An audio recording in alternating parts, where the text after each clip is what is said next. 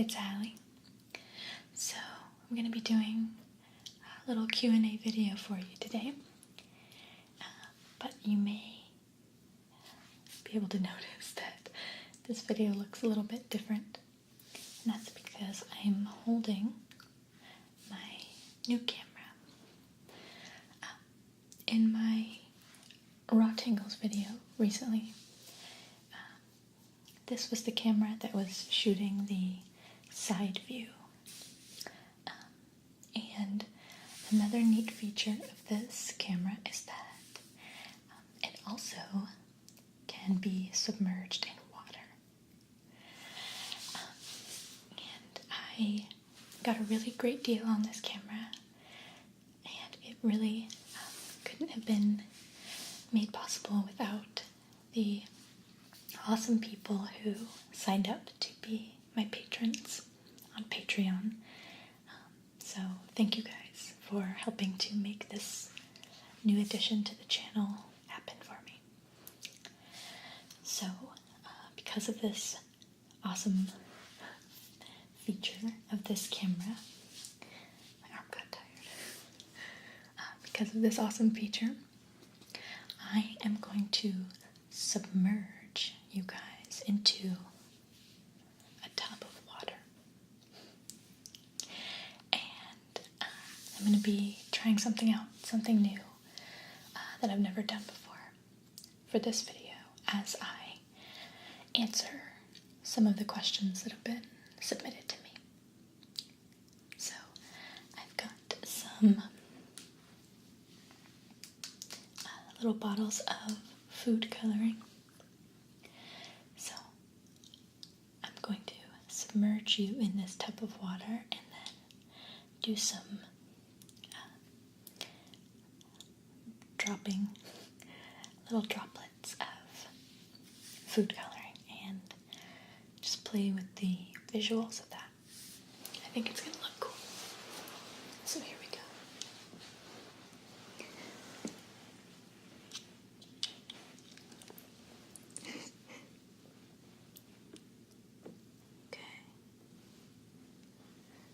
It's really cold.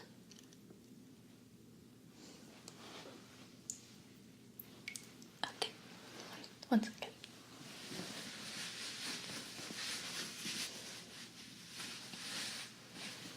Okay, so I had to dry my hand off. So I'm going to be answering several questions that have been submitted, and just playing with these colors a little bit, just seeing what that looks like. So I hope you guys like it. Let's try this out real quick.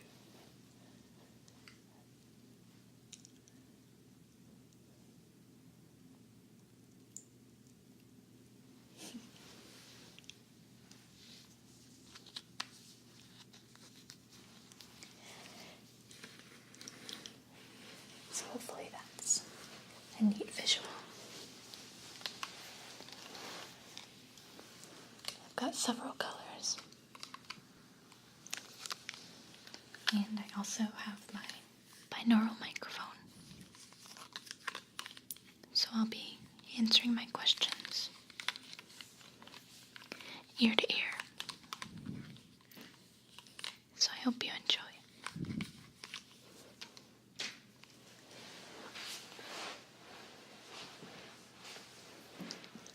So let's get started.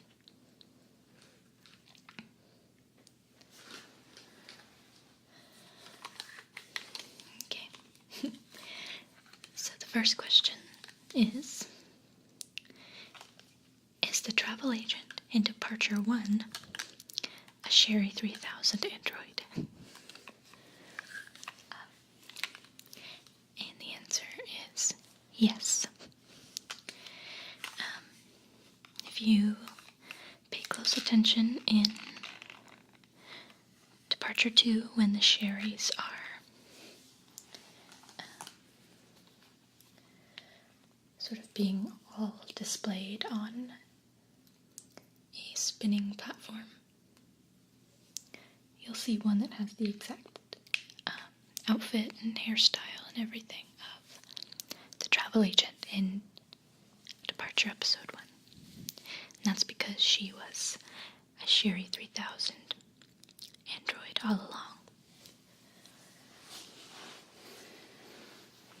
Next question says, quite a few of your videos, especially Departure, are quite graphics heavy. I understand you and your boyfriend work together on this, but I was wondering where your knowledge of compositing has come from.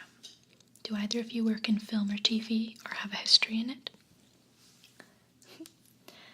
No, neither of us work in film or television, actually. My boyfriend has a love for film and always had an interest in film, but he's not a professional filmmaker and he hasn't really studied film formally. And I know even less about filmmaking, honestly. So, and he does a lot of the special effects, especially with Departure. And everything that he did in those videos, he learned on his own, just from taking tutorials on YouTube. And he just figured it out. I'm tapping on the side of the tub to kind of make a ripple effect.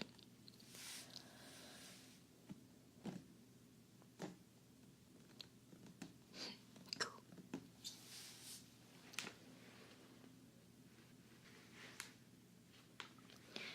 Okay, the next question is, in the Departure series, what's up with Dotfish? The idea behind Dotfish is that in the distant future,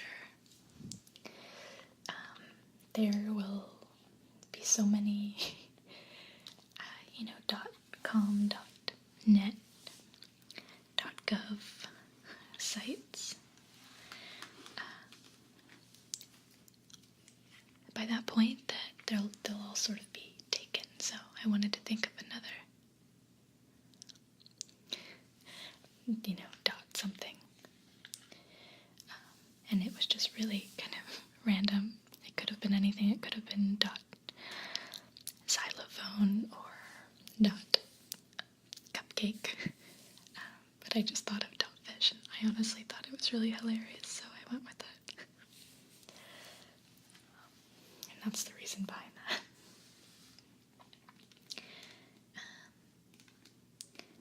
This person asks, what is your relation to nature in general? Do you enjoy being in the outside world? And could you maybe even consider doing ASMR videos in a non-studio environment more often? I love nature very much. I'm not super outdoorsy. Or at least I don't think of myself as being very outdoorsy, but anytime I go and spend some time in nature, as long as it's not too hot and there aren't too many bugs, then I really enjoy myself. And I always find that I feel more sort of peaceful and centered when I've spent time in nature. I think there are actually scientific studies that say that nature has a calming effect on the human brain. But yeah, I'm kind of the opposite of salmon. I really don't like bugs at all.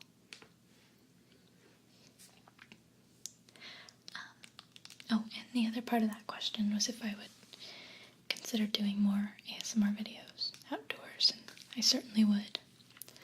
If there was enough of a demand for that, I would be happy to. It would not be a problem, because there are lots of parks around me, so that might be nice. And then, in a related question, this says, does your new house have a garden of any kind? No, I don't have a garden. Or I live in an apartment, don't even really have an apartment style garden because I don't really know why. Gardening is something that I really love in theory and wish that I had a talent for, but it's not something I've explored thoroughly, but it's on my bucket list, so to speak, to have a sort of flourishing and successful garden.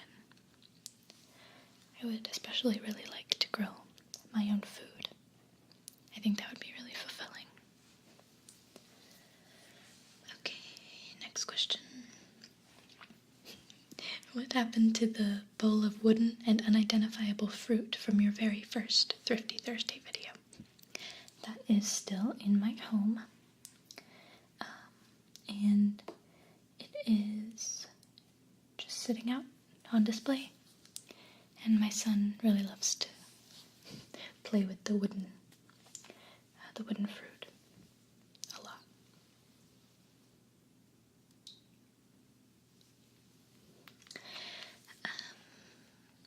This question says, are you more the domestic type, or do you always or often go out at the weekends? I am very, very, very domestic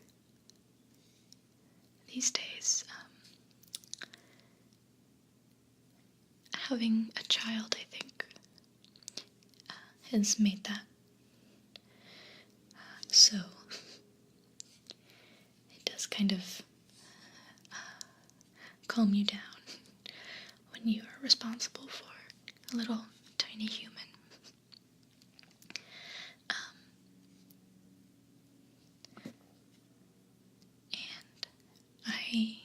And I just focus a lot on my home and my family, my work, and of course my channel. And that honestly takes up all of my time. I will very, very, very occasionally go out just with a couple of my close friends to have a drink, maybe for a couple of hours, and then I go back home. There's not any partying or staying out late or anything like that. I went through a short period of that, but I also had my son fairly young, so I didn't really live that way for very long.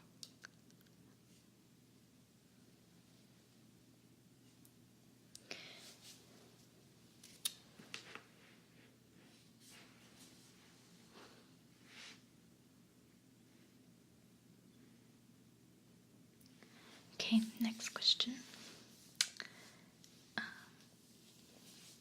Do you like to cook? And do you have a favorite kind of food that you like to cook for family and friends? I love to cook. I think I'm actually pretty good at it. What I lack in gardening skills, I make up for in the kitchen. And I do have a recipe that I like, several actually, but the most requested at my house is my chicken piccata, which is delicious if you've never had it. I recommend trying it. And it is a sort of really light, lemony chicken. It's served with capers and a lot of lemon, but it's a really good sort of spring or summer meal. And I like to make it with a cucumber dill salad. That's very tasty. And if anybody would like the recipe, I would be happy to share it, because I think it's delicious. And I also make a butter chicken, I think, which is a really delicious Indian dish. And I really love to bake also, and I'm particularly talented at making cake pops. And I considered doing cake pops for a tutorial Tingles one week, so maybe I'll do that someday. Okay. This question is, what was your favorite trip to a foreign country? I have two trips that were really exciting ones. When I was about 12, I took a trip to London because I have some extended family over there. My dad's side of the family is English, and that was really exciting for me. I'd always wanted to go, and to this day I still want to go back very badly. But then when I was 16, I took a family trip to Belize, which is a little country in Central America that I believe is neighbors with, I think, Guatemala. It was a very eye-opening experience for me because I was staying in a pretty nice hotel with good food, and it was a sort of vacation kind of trip during spring break one year. But just barely 5 miles outside of where I was staying, there was just incredible amounts of poverty in the sort of village that was there. And it was really an interesting experience because there I was with, a really, a nice hotel and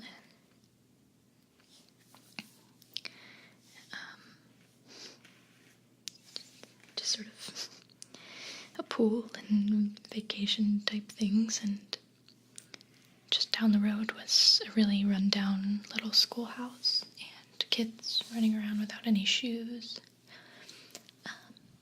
And that sounds like it would make it an unpleasant trip, but it definitely didn't. I was really the most fascinated with the people that lived in the town that we were staying in. And I saw some incredible things while I was there, and it was very hot. But it was beautiful. It was absolutely beautiful. And it was wonderful. I really would love to go back and visit someday.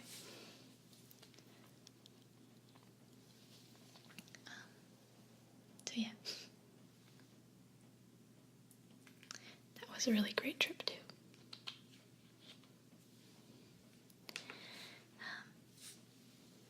What else?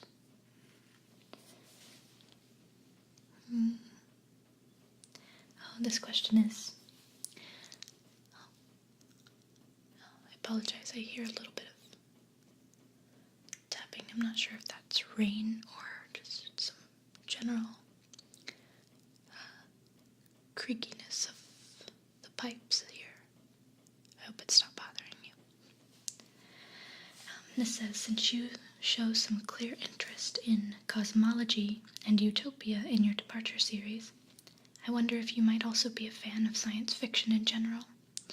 If this is correct, which authors, kinds, movies, or series of science fiction do you like the most? And how will this maybe influence your plot development in the coming Departure series? Yes, I do like sci-fi, but I've only sort of recently realized that I'm a sci-fi fan. I think I've always been one, but I didn't really know it. I've always known that I love sort of fantasy novels and that genre in general, but I remember really, really loving the Ender's Game series when I was younger. And one series that I love to this day that I guess I didn't realize at the time was science fiction, but it obviously is, was the Wrinkle in Time series. And I absolutely love that story. I think it's beautiful. So, those are some of my earlier sci-fi influences. And now I am a fan of Philip K. Dick, and I also am a big, big, big fan of the Firefly Serenity series by Joss Whedon.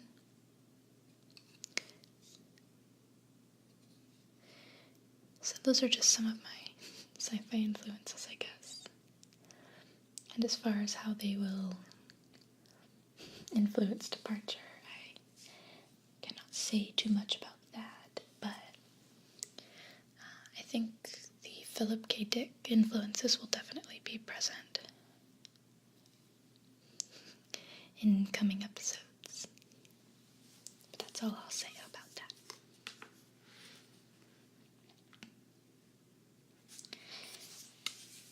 Next question is, besides cats, did you ever have other kinds of pets in your life? And I did. I've had cats for most of my life, but additionally, when I was about 9 or 10 up until, I guess, sort of now, my family had 2 English collies. English collies are basically Lassie dogs.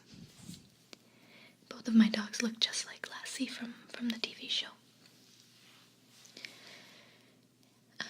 Their names were Duchess and Ringo.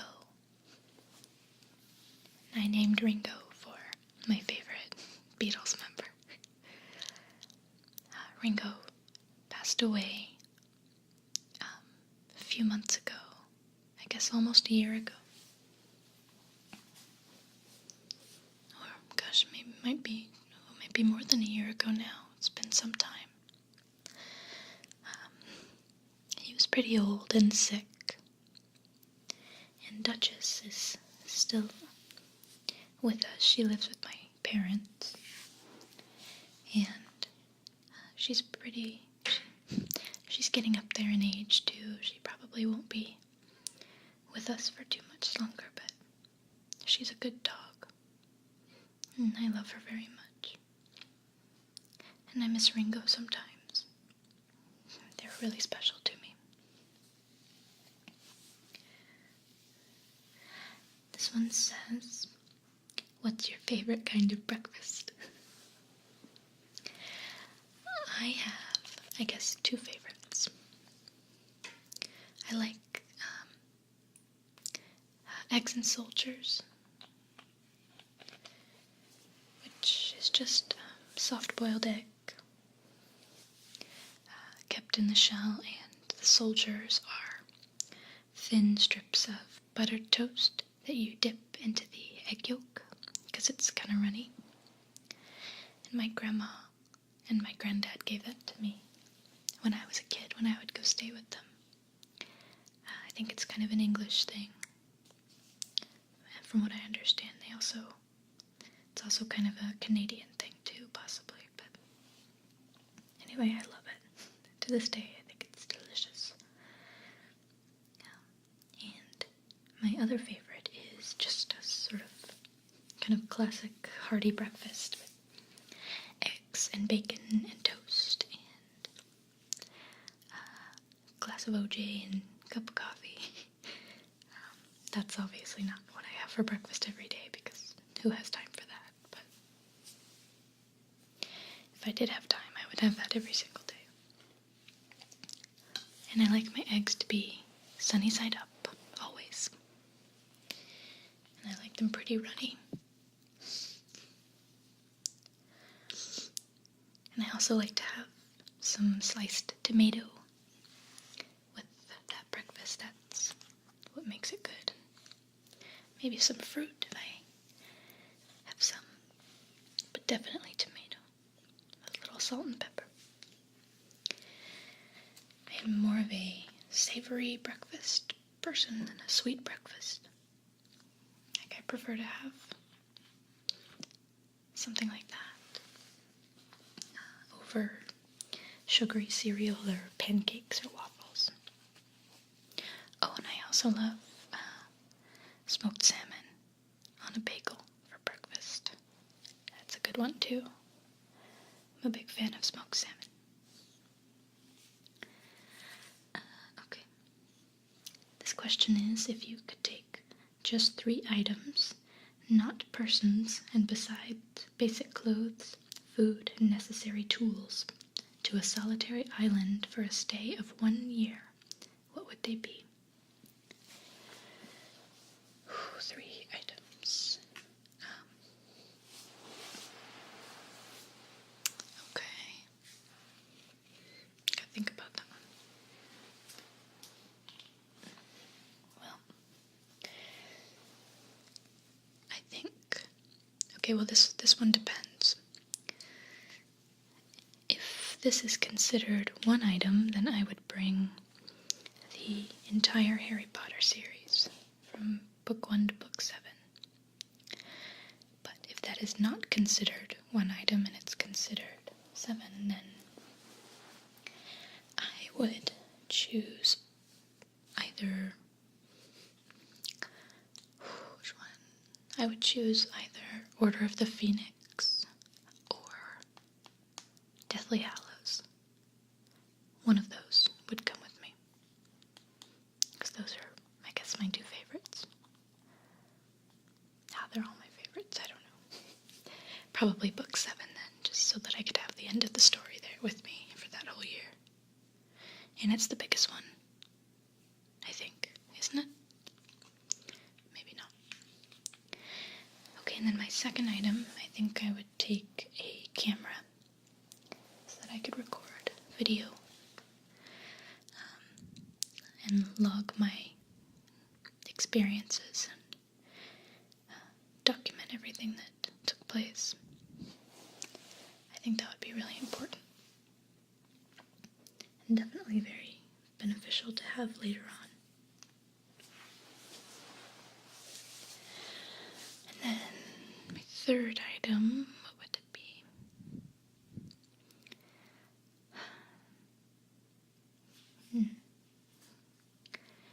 It would be, I guess, a picture of my son. Because if I'm all alone and I can't take him with me, then I would at least want to be able to see his face every day. Otherwise, my life would be really hard. Because he's really my everything, honestly. So those are my 3 items. Okay.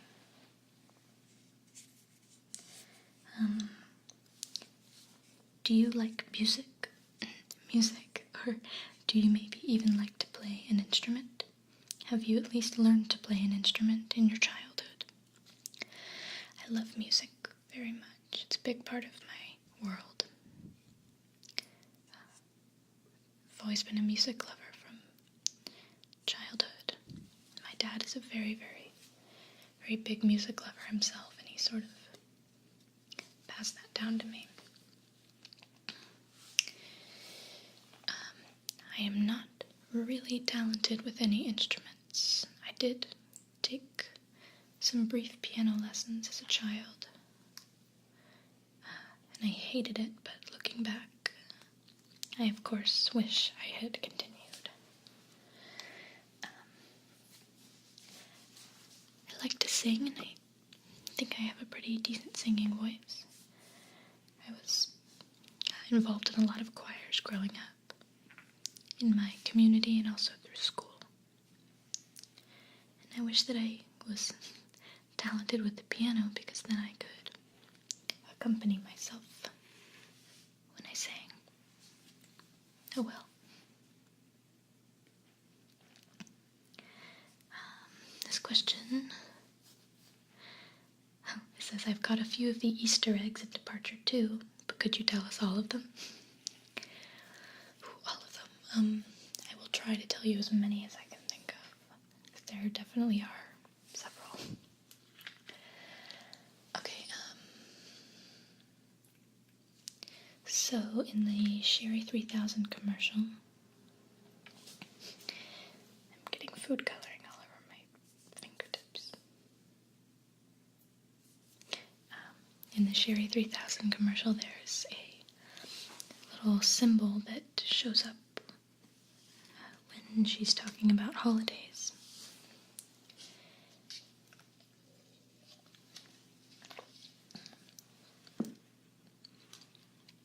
And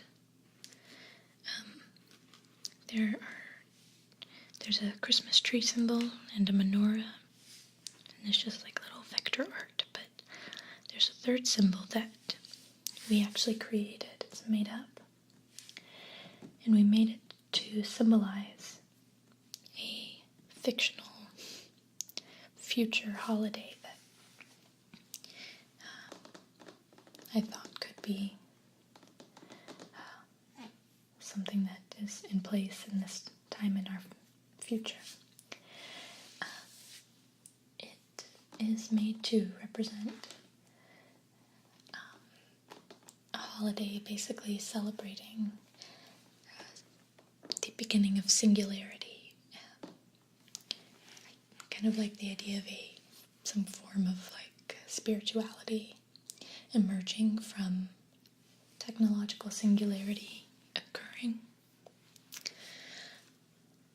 So I sort of created a holiday around that. I won't get into what all singularity is and means right now because it's a little involved, but if you are interested, just Google a man called Ray Kurzweil and that'll be a good start.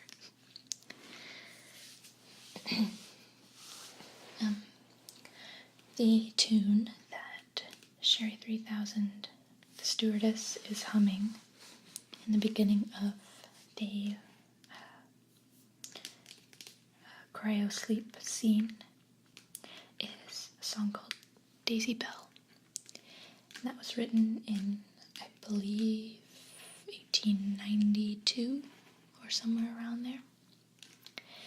And I chose that song because it was the first song.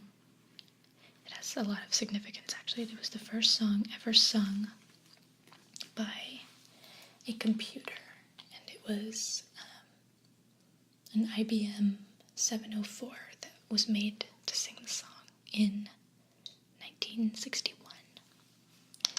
And it was a really big deal. And it was also sung by the HAL 9000 computer in 2001: A Space Odyssey, as he is being deactivated.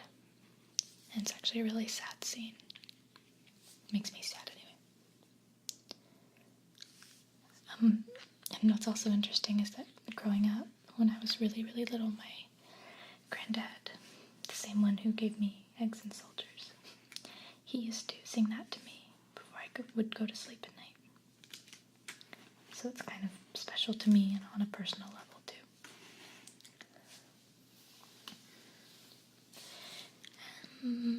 Another kind of fun Easter egg is that all of the dream sequences are actually based on real works of fiction. So I'll tell you what they all are. The first one, The Value of X, is based on a science fiction novel called The Skylark of Space by E.E. Smith and Lee Hawkins Garby, I think.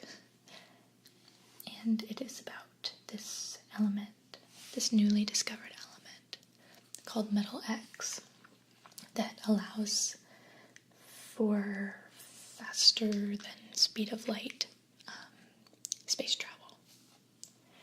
And so that was what the story was about. So that was kind of the inspiration for The Value of X, which was the title of the first dream. And then the second one, The Dark Wood, which is the one that gets chosen for you. Spoiler alert, sorry if you haven't seen it. It's based on a scene in Dante's Inferno. And Dante's Inferno is the first part of the epic poem Divine Comedy. But there's a part in Dante's Inferno where Dante is he's lost in a dark forest, much like the one that you see in the dream sequence, and he can't find his way. So that's what that was based on. And then the Garden of Omicron, which is actually my favorite of the dream sequences, is based on something that is actually based on something else, which is neat. There's a sort of classic episode of Star Trek, and it's called This Side of Paradise. And in that episode, Spock visits a planet called Omicron Ceti 3.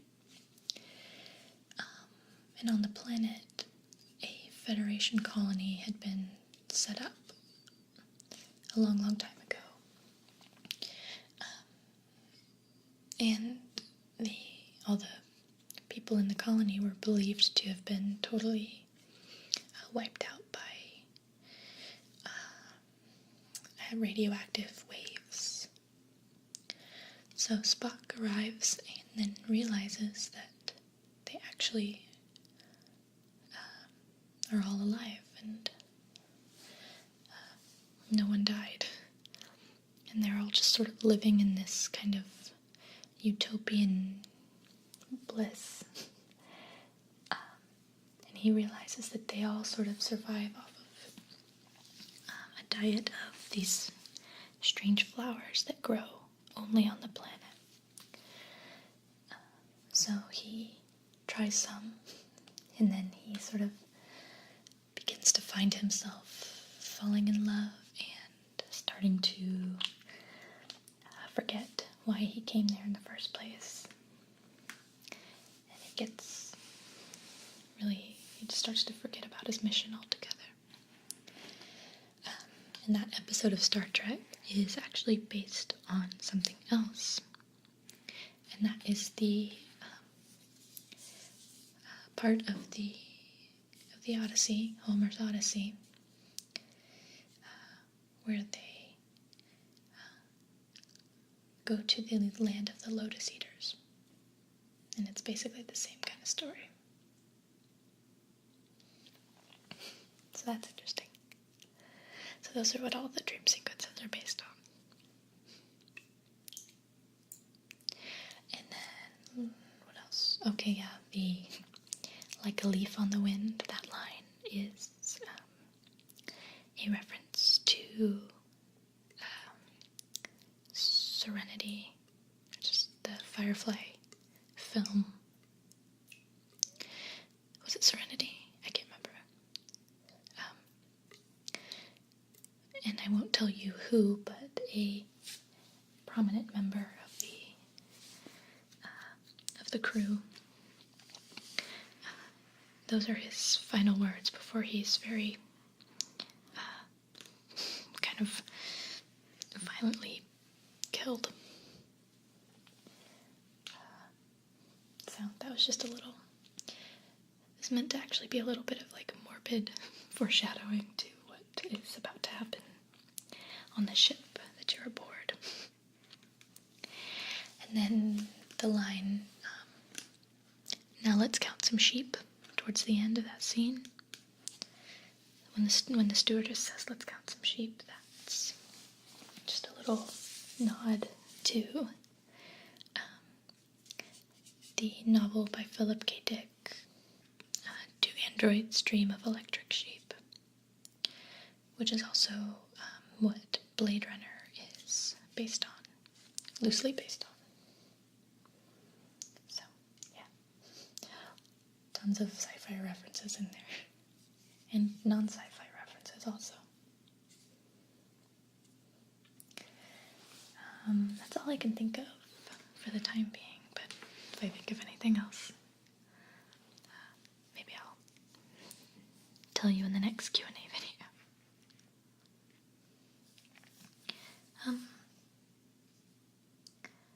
Okay, last question, I think.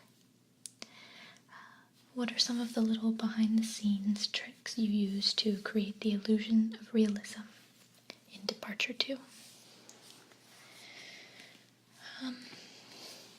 Okay, so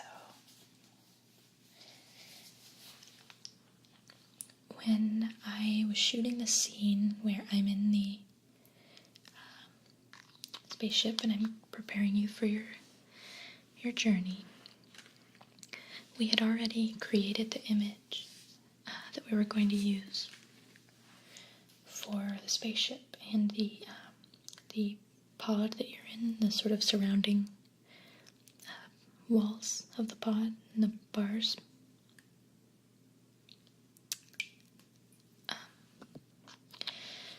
So the camera that I was shooting with has an LCD pop-out screen that, I can see what I'm doing when I'm shooting. So we printed out a sort of to scale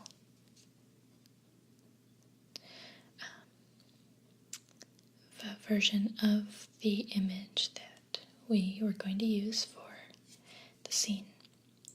And we cut it out.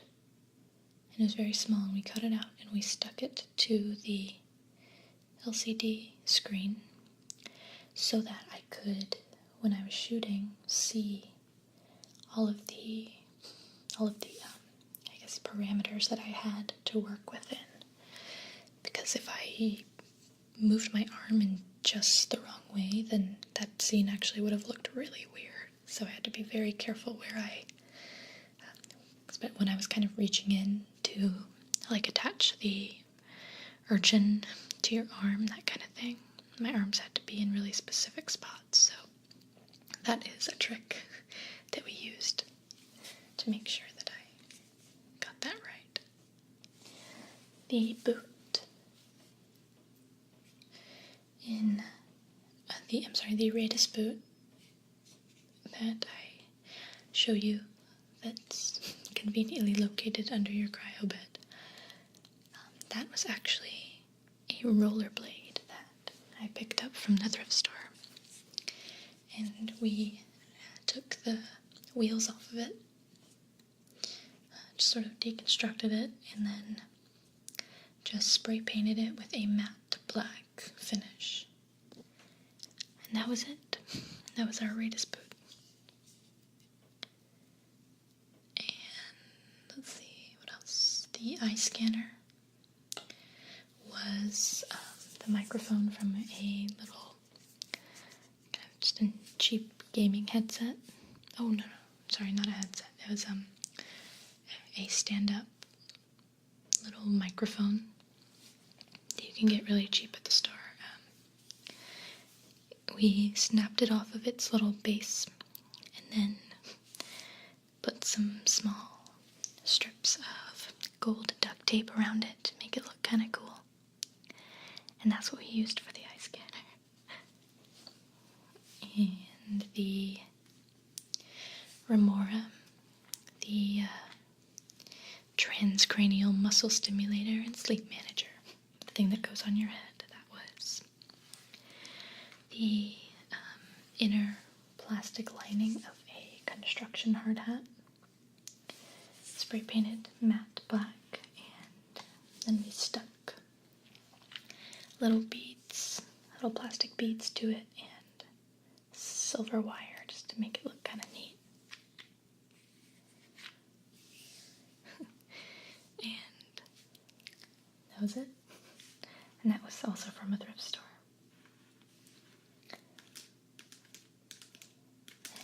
And there's a lot of that kind of stuff with the props. So, those are just some little hacks that we did, I guess.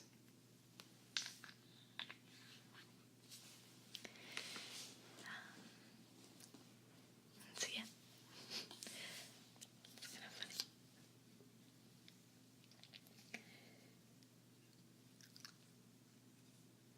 Oh, and then there's one more question. Gotta find it.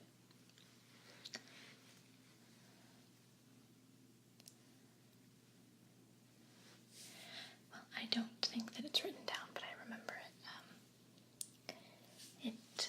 The question was, I think it said something like, in true Sound of Music form, what are some of your favorite things? And that's because Sound of Music is my favorite movie, so I like that question.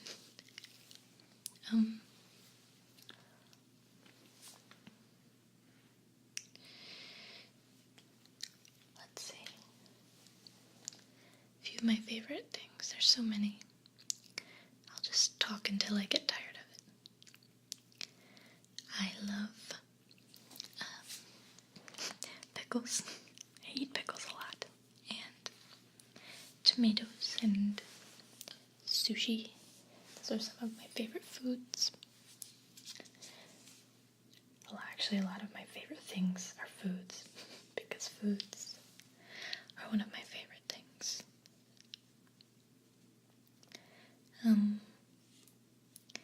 I also love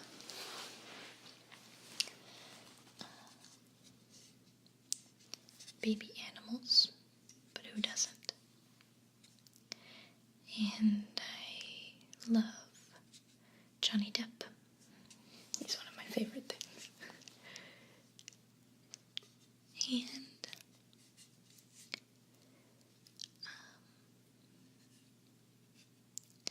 I love coffee and swimming. I love to swim. And laughing. Laughing is one of my favorite pastimes, and just one of the most worthwhile pastimes out there, I think, is laughter. My son Jack is definitely my favorite thing by far.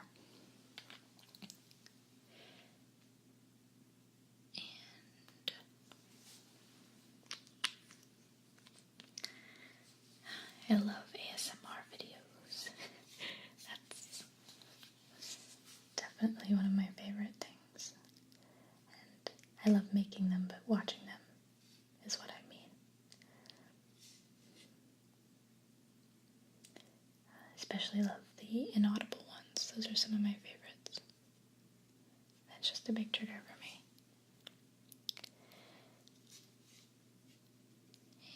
And I like to take baths, really warm baths, and I love Bob Dylan and Cat Stevens and Jimi Hendrix and who else? Lots of musicians.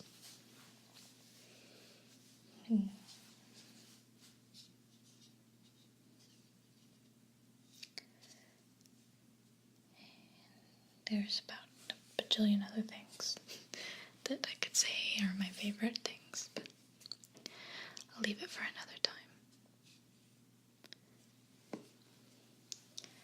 Because that would just take too long.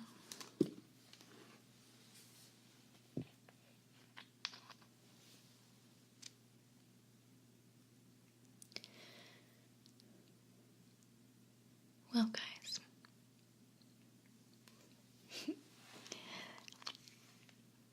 I really hope that you've enjoyed this kind of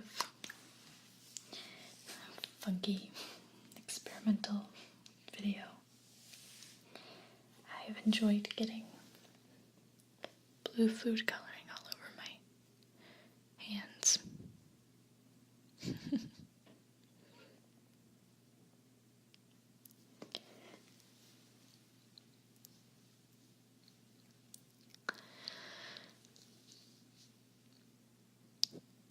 So, let me know what you thought of the underwater effect. I'd love to keep doing these if you guys like them.